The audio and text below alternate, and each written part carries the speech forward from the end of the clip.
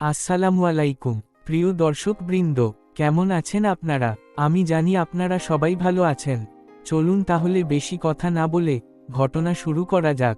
বানর ও মানুষের বন্ধুত্ব। এক বনে ছিল এক চঞ্চল বানর। সে সারাদিন গাছে গাছে লাফাতো, পাকা ফল খেত আর বনের অন্যান্য প্রাণীদের সঙ্গে দুষ্টুমি করত। তার নাম ছিল বাদু। একদিন সেই বনে এক লোক এলো, নাম তার রহিম। শহরের ব্যস্ততা থেকে দূরে এসে সে প্রাকৃতিক পরিবেশে কিছুদিন কাটাতে চেয়েছিল। তাই সে বনের পাশে একটা ছোট কুটির বানিয়ে সেখানে থাকতে শুরু করে।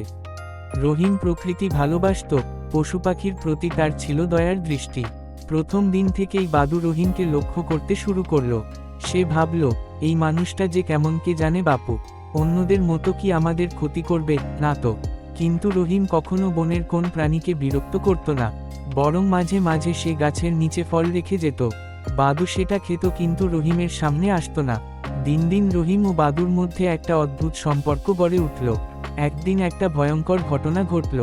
রহিম নদীতে স্নান করতে গিয়ে হঠাৎ পা পিছলে পানিতে পড়ে যায়।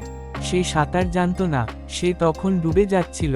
কাছেই গাছে বসে থাকা বাদু সেটা দেখে সঙ্গে সঙ্গে নদীতে ঝাঁপ দেয়।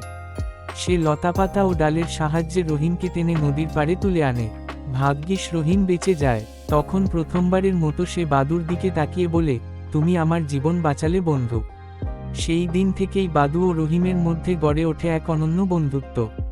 বাদু প্রতিদিন রহিমের ঘরে আসতো, ফল খেত, একসঙ্গে সময় কাটাতো। রহিমও তাকে ভালোবাসত নিজের সন্তানের মতো করে। একদিন শহর থেকে কিছু শিকারী বনে আসে। তারা বনের প্রাণীদের ধরার জন্য ফাঁদ পেতে রাখে। বাদু এক ফাঁদে পা দিয়ে আটকে যায়, কিন্তু তার কষ্টের চিৎকার শুনে রহিম দৌড়ে আসে ও তাকে উদ্ধার করে। সে শিকারীদের পুলিশের হাতে তুলে দেয়। এই ঘটনার পর বনটি সংরক্ষিত এলাকা ঘোষণা করা হয় এবং সব প্রাণীর নিরাপত্তা নিশ্চিত করা হয়। এই গল্পটি আমাদের শেখায় যে ভালোবাসা, বিশ্বাস এবং সহানুভূতি শুধু মানুষের মধ্যেই নয়, মানুষ ও প্রাণীর মধ্যেও গড়ে উঠতে পারে। প্রকৃতি আসলে জাতি, ভাষা বা প্রজাতি মানে না।